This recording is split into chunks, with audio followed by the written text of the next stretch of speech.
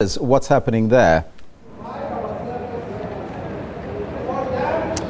Well, the meeting, Elvis, is supposed to have started a short while ago, but we understand that they haven't gone into the issues that they are supposed to be discussing just yet. Apparently, they are stuck on the question of credentials. In other words, is everyone who is in that room supposed to be or legitimately inside that room? And apparently, among the contentious ones is the question of Ms. Losi. You will recall that she is formerly a leader of Numsa, who then, when she couldn't agree with the rest of the Numsa leadership, crossed the floor, so to speak, and became an official of Pop Crew. Now, Numsa is contesting that as to how that would have happened. We're not sure as to whether there are other such examples or issues that Numsa is also contesting. And from what we understand, there is a motion that perhaps the meeting should vote on whether Ms. Losi is there legitimately or not, and whether in fact there are others, and if so, whether those other officials, what to do then with those other officials.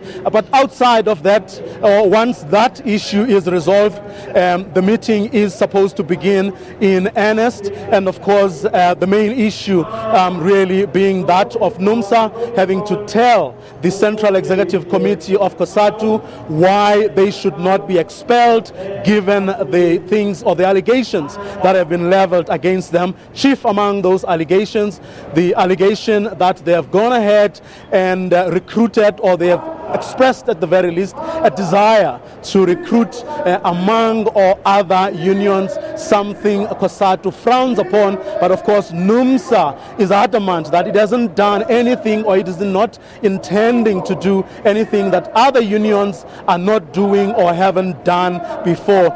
They are going to obviously table their evidence in front of the rest of the leadership, or in other words the Central Executive Committee of Cosatu. But they do say also, over and above that, Numsa, that is that they know that irrespective of whatever evidence they will be putting before the CEC, they know that it is a foregone conclusion that Numsa should be expelled. Elvis? Now, we understand that the media has been allowed inside the meeting. Is that correct? Yes, we were allowed in a short while ago just to get some visuals, but you could see that beyond the plastered smiles, beyond a joke here, a wink there, that everyone was keen to get down to the business of the day. The tension was quite palpable. It was in the air, and it is going to be a very serious meeting. You could see from the key players, the faces, from the frowns of the officials that represent both camps, so to speak, that they are keen and ready to get down to the business of the meeting. And from what I saw in there, it is not going to be an easy meeting at all. Elvis?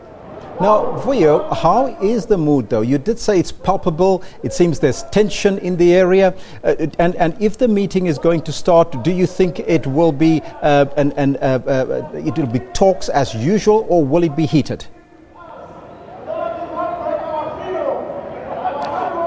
It's not going to be business as usual. That you can pretty much assume, because everyone has been saying things. I mean, these people have said things against each other. They have leveled accusations against one another. And these were people who, used to get along very well. They used to do things together. They thought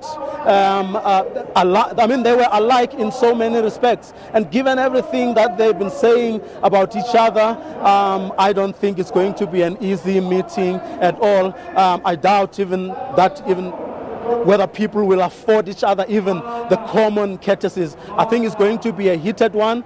It's make or break as far as most people are concerned, and this is it, basically.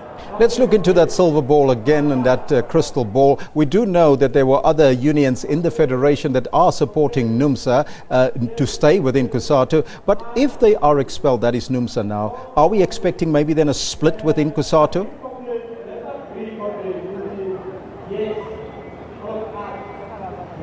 At this stage, everything, Elvis, points to that, to the fact that there is going to be a split right down the middle. But you know what? If it does happen, it's going to be a very tight one.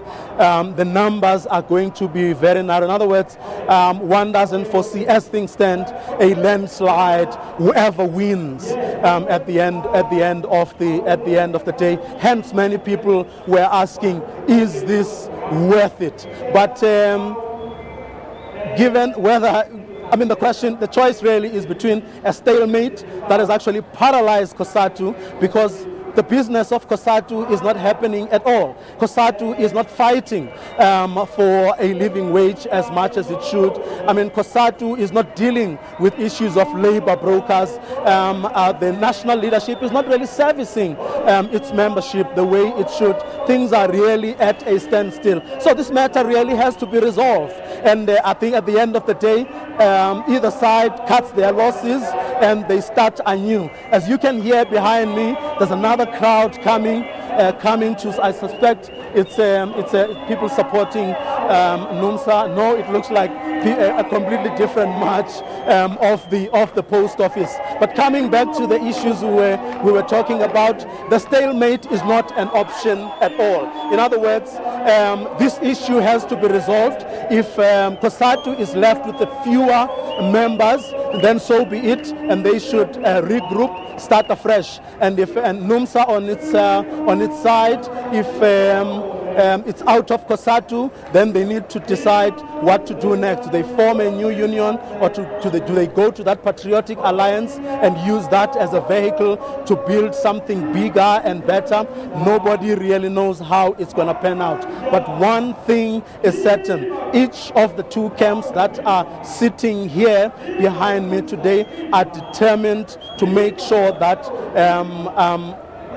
whatever they went into that meeting seeking is what will happen. The one camp saying Numsa must go, Numsa saying we're not going, but if we do have to go, then so be it. Now, in Vuyo, and I want to quote the president of Numsa a little bit earlier, he mentioned that they are at a slaughterhouse. Is there any indication when we could get word on the future of Numsa from the slaughterhouse? It doesn't look like, I think he was choosing his words very carefully, because apart from the things that they have been saying in public, they have been gathering their own intelligence. Apart from the statement, sometimes the grandstanding, that either camp has been making, one thing seemed certain, and that is that in this meeting, the meeting that is in there, it doesn't look like Numsa and its allies have the numbers to actually change what appears to be the view of the majority. The majority, in other words, of people who are sitting in that meeting. And things are going to go one way and one way only, and that is the expulsion of Numsa. Of course, when that happens, Numsa has already told us, as you will have heard from what Andrew Chirwa said earlier, Numsa is going to go to court. In other words, it has accepted its fate in so many ways, but it is going to put up a fight irrespective of that, because it is still confident, Numsa that is, that if this matter was to go to a special Congress, which they have been asking for, then the decision that the CEC here looks set to take will certainly not carry at a special Congress, because Numsa believes that at a special Congress it will have the requisite numbers of people who will make sure that not only does Numsa not get expelled, but a new leadership will emerge a leadership which will have Numsa and its allies at the helm. Vuyo, thank you so much for that report. That was SABC's news contributing editor from Cosatu House, Vuyo Mvoko. It's over now to the sports news with Kendall.